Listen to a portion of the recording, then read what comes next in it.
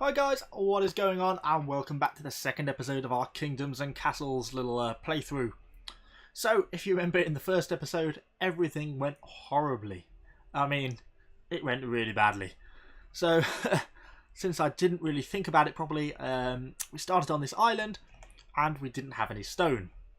Then you discovered the only stone deposit is a million miles away. So, we cleared half of the Amazon jungle and managed to build a road all the way to the little stone deposit right on the tip of the other island and set up a stone quarry. So we got that working, and so we are now at least finally sort of getting moving, although things are going a little bit slow because we missed quite a lot of the start.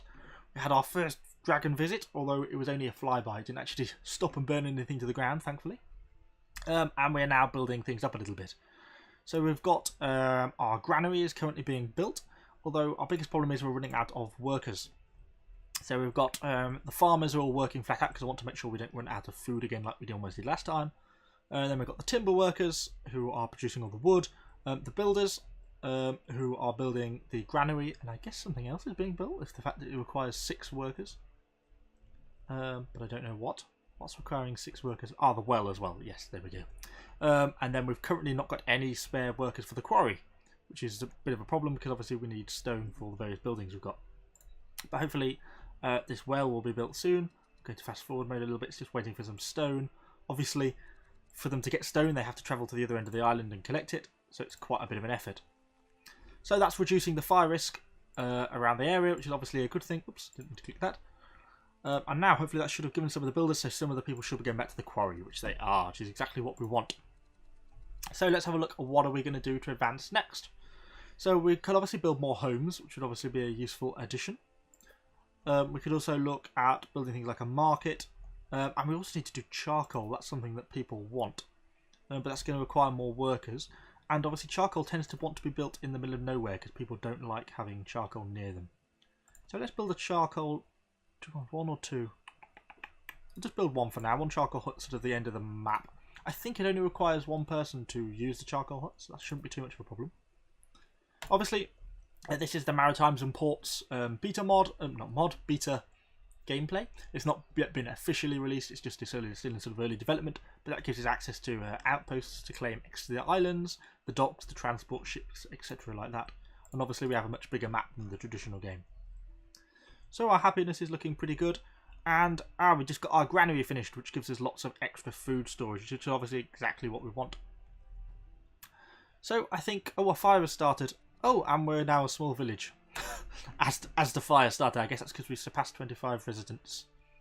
Thankfully we built this well here, so in theory the residents should be able to put that fire out before my hovel gets burnt to the ground. Hopefully. Otherwise, what's the point in a well? Yeah, come on, get that fire down. Okay. That's good. We managed to not burn to death. And we've now got 4 people working back at the quarry, which is also good. Still don't have that many spare workers though, considering. Although I guess we've got some people working on building this. 5 workers to build a charcoal maker. Shocking. We've got a lot of other things to build. I think maybe we should look at trying to continue to expand the population. Maybe we should build another little row of hovels here. Like so. They're still just in range of the well, so we'll have to look at expanding that at some point as well. Bad joke. So that's been built. That should only be... Oh, that requires 3 workers. Wow. And I think that requires coal as well. So has no wood too far away or none available? So have I just built that in a stupid place? I think probably the answer to that is yes. It's too far away from the wood supply. Poo. Let's rebuild that then. Just next to the forest. That would probably make more sense. Build it next to the road there. Okay, so we'll get that built again, and then at least being next to the forestry wood maker bloke, at least they should get a decent amount of wood supply, hopefully. So we've got the rest of these hovels being built. That's going to mean a lot of builders. Yeah, 11. So that means the quarry workers have stopped working. I think I'm going to set priority to quarry workers over building because, we're continually short of stone. Plus, I've just remembered that in the first episode I promised I'd move the camera, and yet now, just 5 minutes into this episode, I realised you still can't see the interface because I didn't move the camera. And now it's recording, I cannot move it. So apologies about that. I promise, episode 3, we will move the camera so you can see what's going on the interface. But basically, we don't have any stone. We've got 6 stone, 20 wood. Which is why I want to keep people continually working at the quarry. Oh, I can't believe I forgot that camera. That's really annoying. Still, we'll get that sorted for the next episode. We could look at setting up an iron mine is something else we could do, or a larger stockpile. I think there's an iron mine possibly on this island. Was there? No, that's not iron there. Is there some iron at the end of this island? That's iron, isn't it? Iron available to mine. Yeah, so we've got some iron available there. So let's have a look at clearing a bit of a path to get access to this iron. Even if we set it as a low priority job, so it doesn't take up too many resources, it would still be kind of useful to have, I think. So let's chop that down once that becomes available. Which way around will we? That way.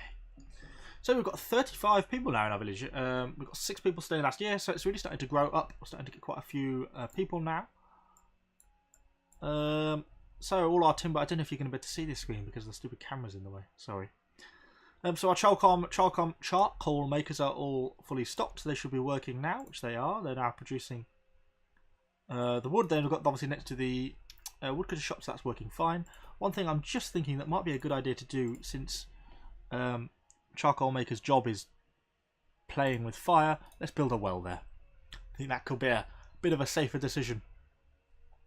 Happiness is on the rise, which is good. We've got 91 happiness, which is very high, which is exactly what we want. For food, we want to potentially build windmills, we want to build a market. We should also look potentially at starting to think about what we're going to do defensively, because that dragon at some point is almost certainly going to come back, and that's going to be a real problem for us, I think. When we've got more people staying at the village, we're almost up to our maximum population. We're starting to get idle population, which is obviously good in one sense anyway. Quarrying output is looking good. People should be clearing the way to the blacksmith, which they are. So let's quickly get some roads put in here before this gets overgrown again by trees. Let's just have a look how close we have to get. I don't think that can go there. Yeah, so we're going to have to go completely around to get access to this iron mine here. So we'll chop down those remaining trees, and then we can build the roads up there. We could also look at, in time, it requires gold to get the stone roads. We're certainly going to want to be upgrading these roads to this, particularly this stone cutting and quarries over here, since they're really sort of a top priority. Lots of jobs still open. If we really want to be building up our stone, I'm thinking the next thing I'm actually going to build is the treasure room, because being able to tax our peasants will be useful. That gives us access to gold, which gives access to a lot of the defensive abilities like the archer's towers and things like that, and you have to pay soldiers and all that sort of stuff, so we really need money. But it means we need to get to 50 stone, so we've got to keep saving up the stone. And hopefully our iron quarry should soon start to open up. Let's put this on fast forward as these peasants start to cut down these buildings here. Trees even. We've got 9 idle population now, which of course you can't see because I've got my stupid face in the way. But you'll have to take my word for it. Just wait for that last tree to come down here. Come on. We've ended up with a bit of a pointless roundabout there. So then we should be able to fit in not a quarry. I don't want a quarry. I want an iron mine, don't I? Just there. We'll just clear a little bit of space here for a small stockpile so that the quarry can empty its resources into these forests. So we are full. We have hit our 45 capacity. We could start to build other resources like cottages. We've got manors and things we can build. Let's have a look at building 2 cottages then. So where are we going to do this?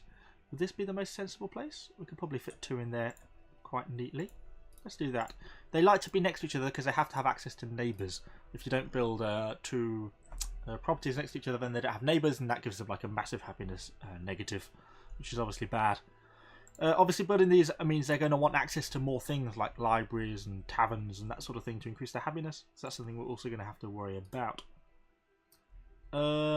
we are producing charcoal, but more is currently being used by homes than what we're generating, so we've still not got any charcoal resources. You might be able to see that one. My face probably isn't that far over. So also the iron mine is still being built, but that should hopefully come online shortly. We've only got 13 people working as builders, but all our sites are currently in full operation. All our resources are manned, and once these builders are finished, you know, they'll be able to man this iron mine just fine, which is good. What we want. Just waiting for one stone, finishing up, and the iron mine is now operational with 3 workers. Should get 6 iron per year output. Let's build a small stockpile like I suggested. I wait for this tree. I'd rather have a little gap rather than putting it directly opposite. Come on, chop that tree down. Oop. There we go. Okay, so we'll get a stockpile built there.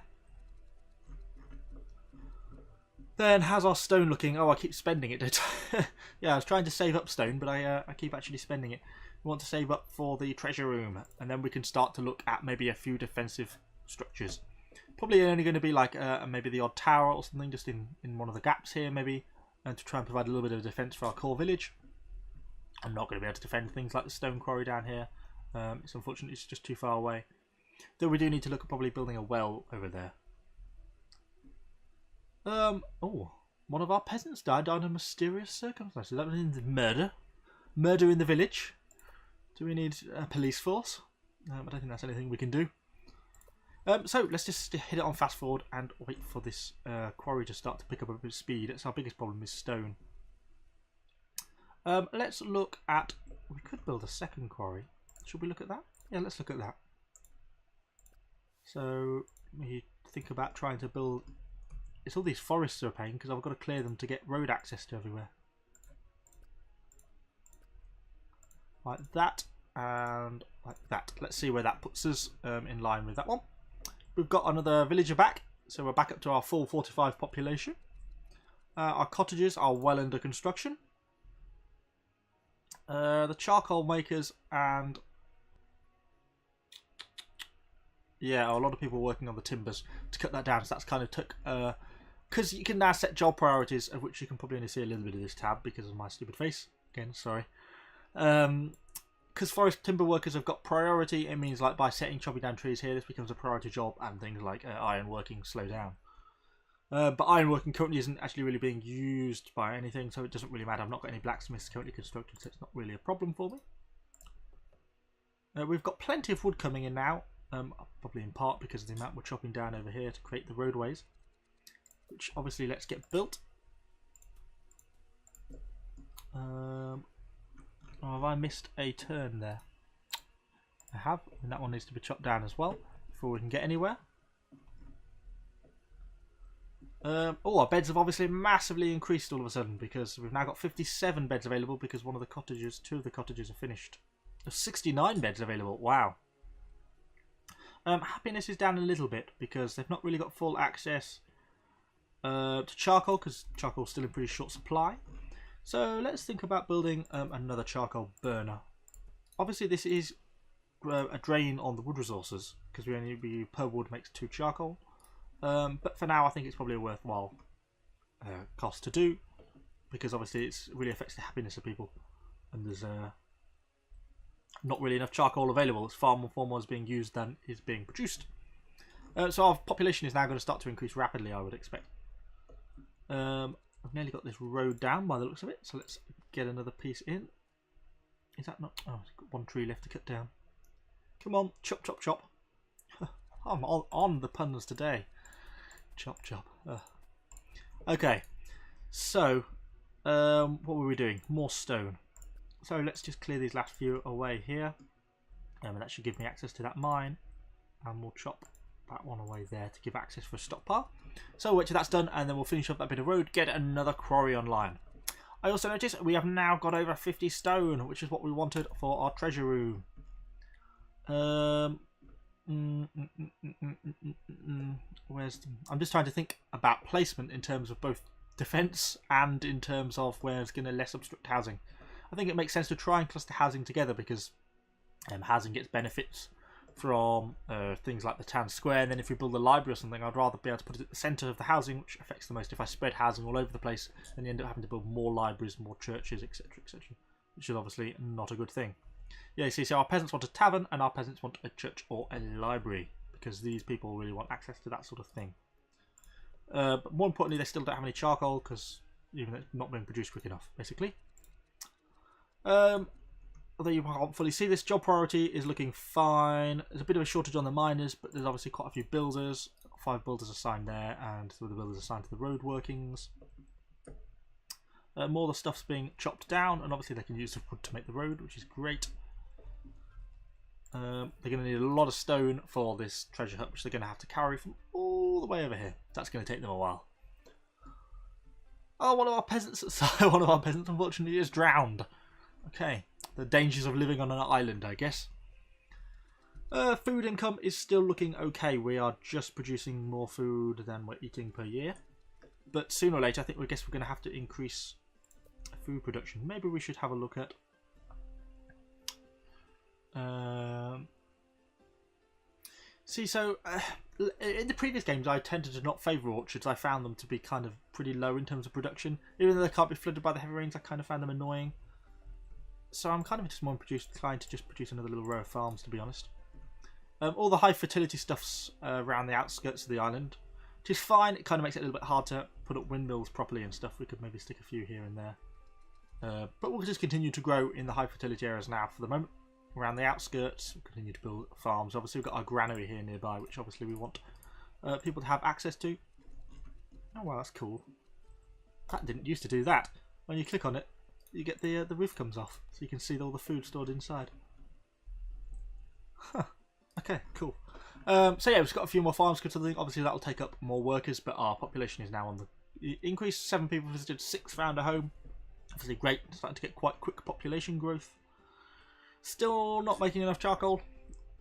We've obviously got idle workers, so that means everyone is mining and all that sort of stuff. Or we've got granary workers, and everything is running along smoothly. We also need to look at a bit of road here. And where is it? It's in industry, isn't it? Quarry. And stockpile.